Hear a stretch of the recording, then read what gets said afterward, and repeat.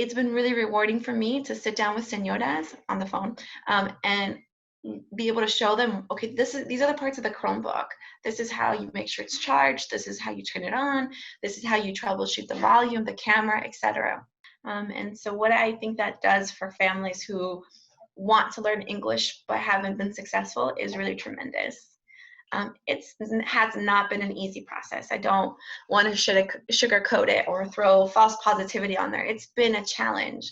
Um, However, within these challenges, we've had light shined on inequitable practices. Even within my practice, my biggest reflection when March came around and our school shut down on a Sunday without any of us knowing prior to that Sunday was I preach equity, I work for equity, but never once had I considered moving beyond the one-to-one in our school and having great internet in our school to that applying to the students in their home. And so it was a great lesson to learn and something that we've moved forward. We shouldn't ever move back on that. And so again, it just reiterated to me how important it is to take every step forward with families.